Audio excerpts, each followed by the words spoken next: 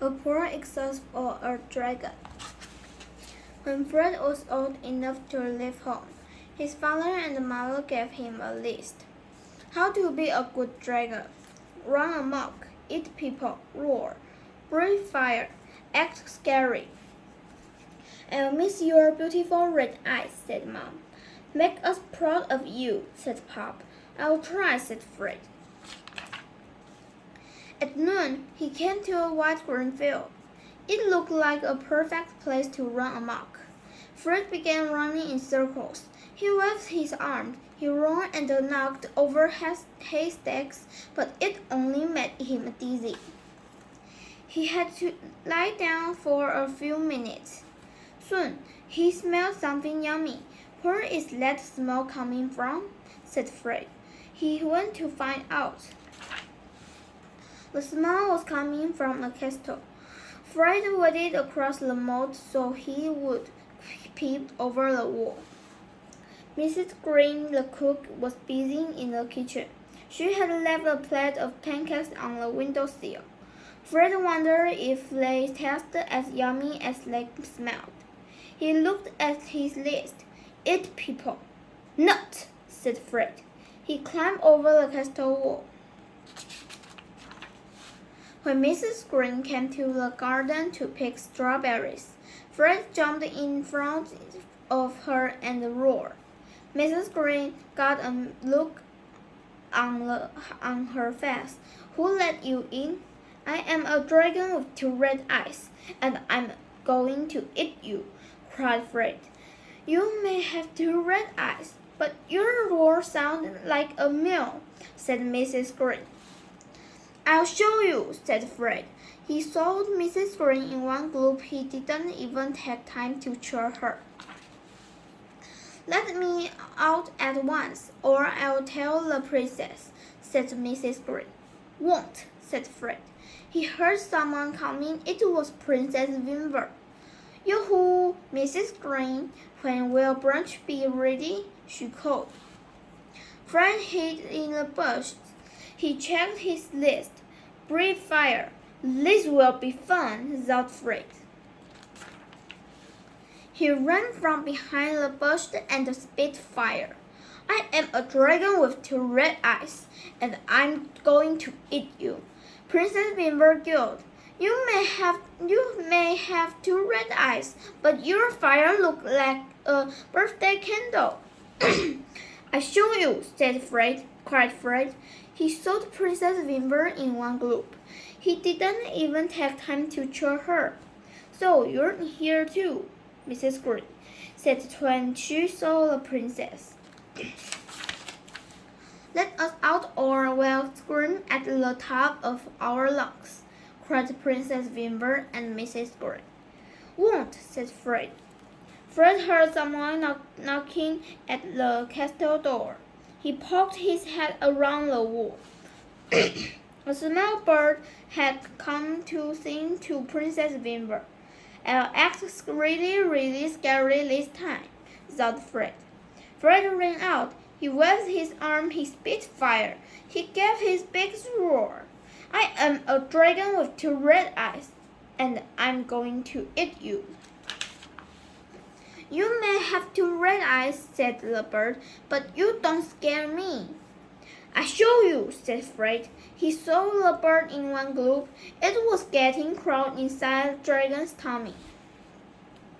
He'll be inviting a squirrel in next, said Mrs. Green. This stinks, said Princess Wimble. Now I'll never get my pancakes. She looked so sad that the bird sang a song to cheer her up. Stop singing, said Fred. I'm trying to be scary.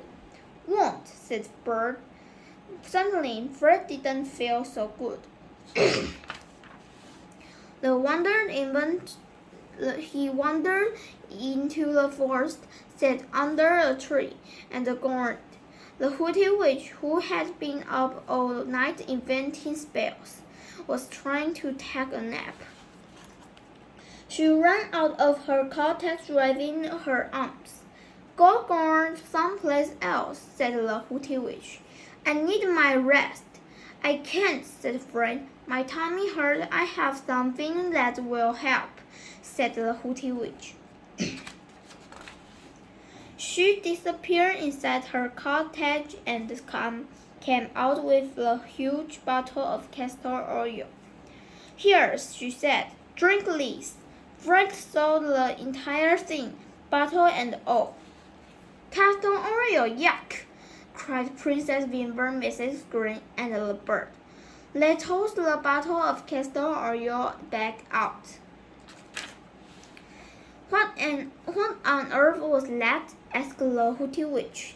Fred told the Hooty Witch the whole story. No wonder your tummy hurt, she said. Castor oil won't help. We need to go see the jet. Oh no, cried Princess Wimble, Mrs. Green, and the bird. Not the jet. It's for your own good, said the Hooty Witch.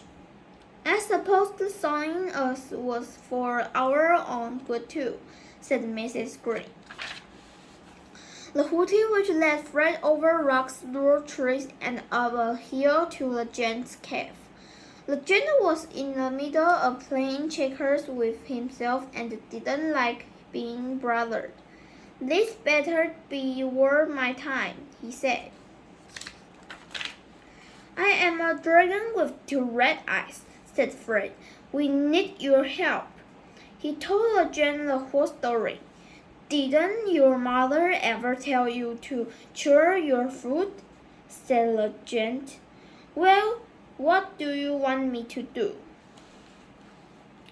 Could you reach down my road with your long arm and pull everybody out?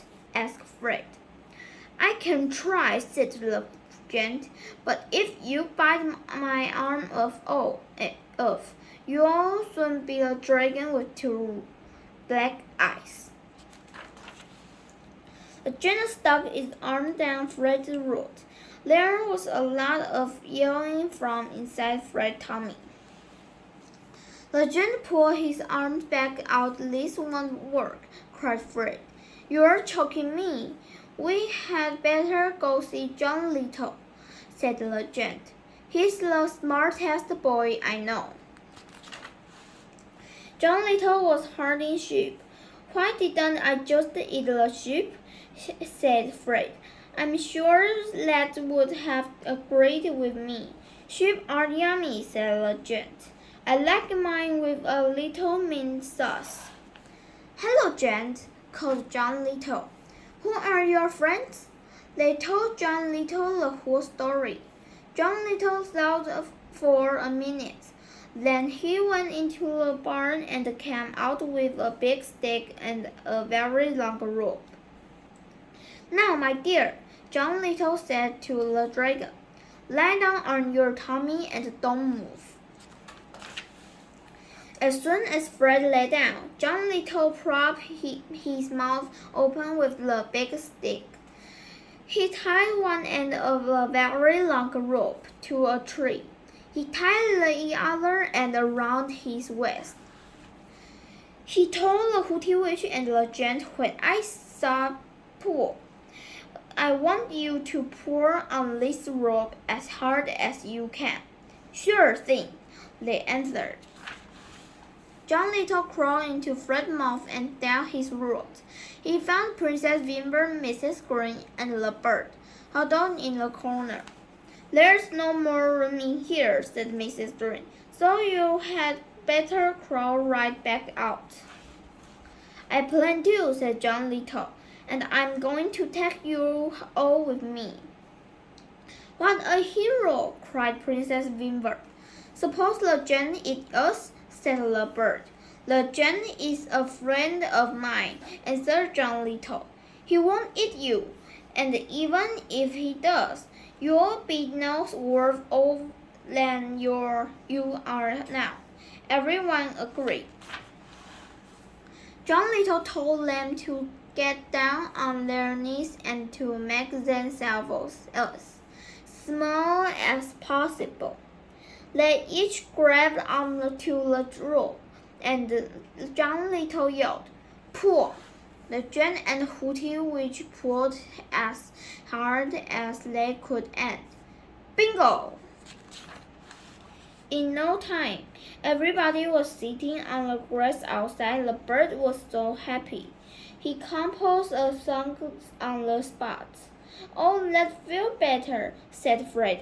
I'm sorry, I saw you. I've meant a real mess of things. I guess I'm a poor excuse for a dragon. Mrs. Green pulled Princess Wimble aside. They began whispering. Fred hired to listen. He heard Princess Wimble say, "Well, it's worth a shot." They went over to Fred, and Princess Wimble said, "Mrs. Green and I were wondering if you would like to come live in the moat. I've been pursuing Mrs. Green for a house dragon, and you would be perfect.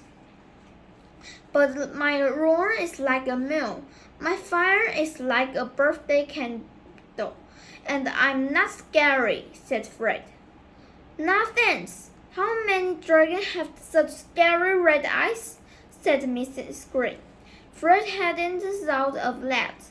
"Will I get pancakes?" he asked. "As many as you like," said Princess Wimble. "Then I'll do it," said Fred. So John Little went back to herding his sheep. The Gent went back to his checkers, and the Hooty Witch went back to her nap. Fred gave up running amok to life in the moat. Mrs. Green cooked more pancakes, and everybody was happy. Fred sent his mother and father a letter. "Dear Mom and Pop, you will be very proud of me. I have a job as a house dragon. I protect the castle with my 2 red eyes. I don't eat people anymore. I prefer pancakes."